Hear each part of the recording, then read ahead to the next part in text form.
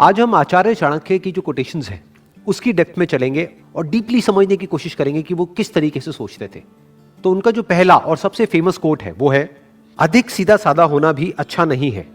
सीधे वृक्ष पहले काट लिए जाते हैं और टेढ़े मेढ़े बच जाते हैं। यहां पे जो सीधा साधा होने की बात करी जा रही है ना, उसका कनेक्शन ईमानदारी या बेईमानी से नहीं है, उसका कनेक्शन समझदारी और बेवकूफी से है। मतलब वो ये नहीं कह रहे कि आप सीधे साधे मत बनो, मतलब कि आप बेईमान हो जाओ, या फिर अगर कोई सामने वाला चोर है तो उसके साथ में चोर बन जाओ। ये नहीं कहा जा रहा है यहां पर यह कहा जा रहा है कि अगर कोई क्रिमिनल है और आपको हार्म करने के लिए आ रहा है तो इतने बेवकूफ मत बनो कि वो जो चाहे आकर के आसानी से आपके साथ में करके चला जाए। तो सीधा साधा किस कॉन्टेक्स्ट में कहा जा रहा है? सीधा साधा कहा जा रहा है समझदार और बेवकूफ के कॉन्टेक्स्ट में। अब कौन है समझदार और कौन है बेवकूफ? अगर हम अपने दिमाग को यूज ना करें तो हमको क्या कहोगे? आप बेवकूफ भी कह सकते हो और सीधा साधा भी कह सकते हो। बिल्कुल एक जानवर के जैसा भोला भाला, जो उसका बेसिक नेचर होता है बस उसके हिसाब से चलता चला जाता है, वो एक सीधी डायरेक्शन में चलता है। इसलिए जानवर को पकड़ा जा सकता है, उसको कैद किया जा सकता है और उसको अपने हिसाब से चलाया जा सकता है। उसको इंसान यूज कर सकता है और करता ही है। तो अगर आप इंसान होने के बावजूद भी अपना दिमाग यूज नहीं करते हो तो क्या कहेंगे? आपको सीधा साधा भी कह सकते हैं और बेवकूफ भी कह सकते हैं। क्यों? क्योंकि आप एक ही डायरेक्शन में चलते चले जाते हो। जो भी आपका बेसिक नेचर है बस उसके हिसाब से चलते ही चले जाओगे। ये नहीं देखोगे कि सिचुएशन क्या है, ये नहीं देखोगे कि सामने वाला क्या है। इनफैक्ट आचार्य चाणक्य का ही एक और कोटेशन है जो इस बात से बिल्कुल परफेक्टली लिंक होता है। वो क्या कहते हैं? जो तुम्हारी बात सुनते हुए इधर उधर देखे उस पर कभी विश्वास मत करो। कितनी पावरफुल बात करी जा रही है। जो सीधा साधा आदमी होगा वो इस बात की डेप्थ को नहीं समझ पाएगा, वो इस बात को समझ ही नहीं पाएगा। जो तुम्हारी बात सुनते हुए इधर उधर देखे उस पर विश्वास क्यों ना करो? क्योंकि वो कुछ और ही सोच रहा है।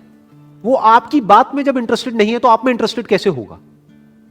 उसका इंटरेस्ट सिर्फ इसमें है कि जो वो चाहता है वो फटाफट से कैसे हो जाए, चाहे उसमें आपका नुकसान भी हो जाए तब भी उसको फर्क नहीं पड़ता है। जो आपकी बात तक सुनने में इंटरेस्टेड नहीं है वो आप में कैसे इंटरेस्टेड होगा? तो इस तरीके से हमको पहले समझना होता है कि जो सामने वाला पर्सन है उसके दिमाग में क्या चल रहा है, उसके अकॉर्डिंग एक्ट करना होता है। नहीं तो हम बहुत ही बुरी तरीके से लाइफ में फंस सकते हैं और फंसते ही हैं। जैसे कि एक जानवर फंस जाता है एक आदमी के जाल में, ऐसे ही जो सीधे साधे लोग होते हैं, यानी जो अपना दिमाग नहीं लगाते हैं, वो फंस जाते हैं ऐसे लोगों के जाल में जो बिल्कुल शिकारी के जैसे होते हैं, जिनका काम ही यही होता है कि जो लोग सीधे साधे हैं किसी तरीके से उनको फंसा दिया जाए, किसी तरीके से उनको बेवकूफ बना दिया जाए। तो अगर इन शिकारियों से आपको बचना है तो आपको टेढ़ा होना पड़ेगा। टेढ़ा मतलब बेईमान नहीं, टेढ़ा मतलब समझदार होना पड़ेगा। समझदार मतलब क्या? कि आपका माइंड किसी भी सिचुएशन की दोनों साइड्स को देख सके, दोनों पहलुओं को देख सके, तो आपको कहेंगे आप समझदार हो, नहीं तो आप बेवकूफ हो। तो टेढ़े का मतलब क्या? कि वो अडैप्ट कर जाते हैं, वो बदल जाते हैं सिचुएशंस के अकॉर्डिंग। और सीधे का मतलब क्या? कि जो नहीं बदलते हैं, जो खुद को चेंज करने के लिए तैयार नहीं है। और इसको इस तरीके से भी आप कह सकते हो कि सीधे का मतलब क्या? कि जो सीख नहीं रहा है, जो भी कुछ उसके साथ पास्ट में हुआ है वो सीख नहीं रहा है, यानी कि एक ही गलती को बार बार कर रहा है, उसी को तो हम बेवकूफ कहेंगे ना। गलती करना मतलब बेवकूफी नहीं, एक ही गलती को बार बार बार बार बार बार करते रहना वो बेवकूफी है। और समझदार किसको कहेंगे? जो ना सिर्फ अपनी गलतियों से सीखे बल्कि दूसरों की गलतियों से भी सीख जाए, वो समझदार है। उसको आप टेढ़ा भी कह सकते हो, क्योंकि अब उसकी खुद की लाइफ का जो एक्सपीरियंस है, मान लो इस दायरे में है, वो उसके बियॉन्ड भी सोच सकता है। क्यों? क्योंकि उसने औरों के लाइफ के एक्सपीरियंसेस से भी सीख लिया है। नेक्स्ट कोट इज, भय को नजदीक ना आने दो। अगर ये नजदीक आए तो इस पर हमला कर दो, यानी भय से भागो मत, इसका सामना करो। किस भय की बात करी जा रही है यहां पर? पहले उसको समझना पड़ेगा। दो तरह के डर हैं जो हर इंसान के अंदर होते हैं। एक डर है जो रियलिटी पे बेस्ड है, उसका फिजिकल भी बोल सकते हो। वो डर हम सबके अंदर होना चाहिए। वो डर बुरा नहीं है, वो हमको बचाता है।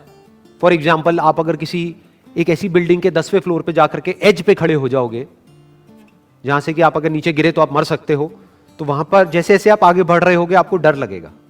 तो क्या उसका सामना करना है? क्या बिल्कुल एज पे जाकर के खड़े हो जाना है जहां पे कि अगर हल्की सी भी गलती हो या हल्की सी भी हवा चले तो आप नीचे गिरो और मरो, यह बात करी जा रही है? नहीं। तो डर बुरा नहीं है। बहुत लोग मेरे से क्वेश्चन पूछते हैं कि किस तरीके से डर को हम खत्म करें। मैंने कहा अगर डर आपके अंदर से खत्म हो गया तो आप भी खत्म हो जाओगे। जब आप एक रेड लाइट जंप करने वाले होते हो और सामने कोई पुलिस वाला नहीं होता है तो आपको यह डर नहीं होता है कि कोई पुलिस वाला पकड़ लेगा। आपको यह डर होता है, आप चारों तरफ देखते हो कि कहीं कोई बस तो नहीं आ रही फुल स्पीड में, तो आपके अंदर एक डर है कि कहीं मैं मर ना जाऊं। तो एक है जो रियलिटी पे बेस्ड है, तो उसकी बात यहां पर नहीं हो रही है कि उस पर हमला कर दो। यहां पर किसकी बात हो रही है? Psychological fears. आपकी अपनी कुछ इमेजिनेशंस हैं, उससे आप डर रहे हो। और अगर आप ध्यान से ऑब्जर्व करोगे 90% जो फियर्स हमारे अंदर होते हैं वो साइकोलॉजिकल होते हैं। माइंड अपने आप ही एक किसी भी सिचुएशन की वर्स्ट साइड को देख लेता है या वर्स्ट सिचुएशन को इमेजिन करने लग जाता है और खुद ही उससे डरने लग जाता है। आजकल इसका सबसे अच्छा एग्जांपल है कि आपको कोई भी बीमारी हो, छोटी से छोटी भी, आप गूगल पे जाकर के सर्च करो, वो बीमारी खत्म होगी जाकर के कैंसर पे, तो अब आप डर रहे हो कि कहीं मुझे कैंसर तो नहीं है। अब इस डर का क्या इलाज है कि बैठे बैठे डरते मत रहो, जा करके अपना टेस्ट करा लो।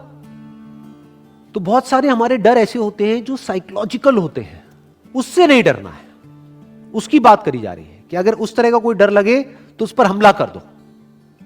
फॉर एग्जाम्पल, आपको अपनी क्लास में, आप किसी स्कूल में हो या कॉलेज में हो, एक प्रेजेंटेशन देनी है और उससे आपको डर लग रहा है, तो आपके अंदर से क्या आएगा? जब आप डरते चले जाओगे, चल यार जिस दिन मेरी प्रेजेंटेशन है उस दिन छुट्टी मार लेता हूं, छोड़ना कौन जाएगा।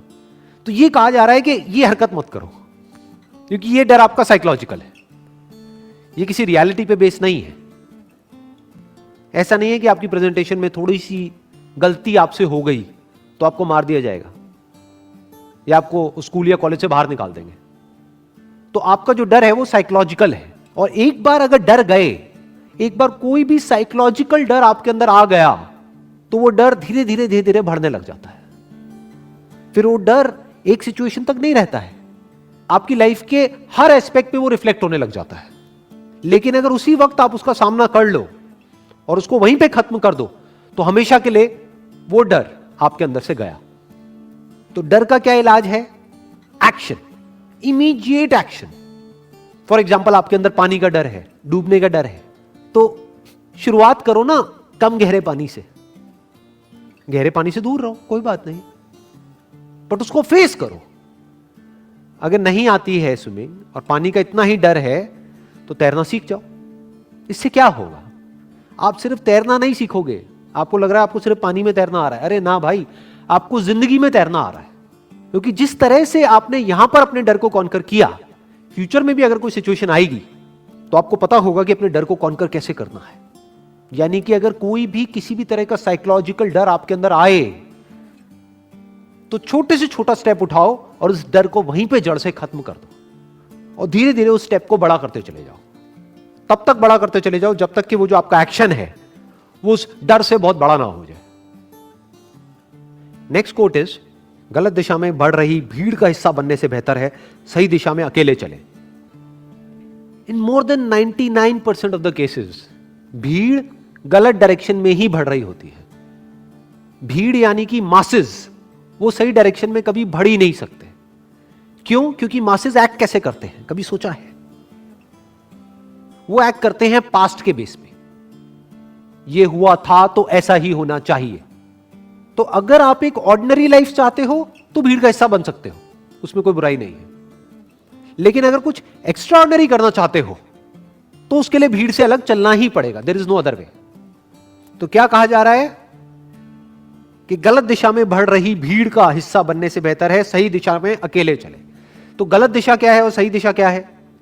हम बिजनेस की बात करें या जॉब्स की बात करें, किसी भी काम की बात करें, गलत दिशा क्या है और सही दिशा क्या है? गलत दिशा वो है जहां पर डिमांड कम हो, जो भी आप काम कर रहे हो उसकी, आपके प्रोडक्ट्स की, आपकी सर्विसेज की, या आपकी, अगर आप एक जॉब कर रहे हो तो आपकी डिमांड, जहां पर डिमांड कम हो और सप्लाई बहुत ज्यादा हो, तो कंपटीशन ज्यादा हो गया। कंपटीशन ज्यादा हो गया तो स्ट्रेस ज्यादा हो गया। तो ये क्या है? गलत दिशा। सही दिशा क्या है? जहां पर डिमांड बहुत ज्यादा हो, सप्लाई बहुत ही कम हो, तो आपको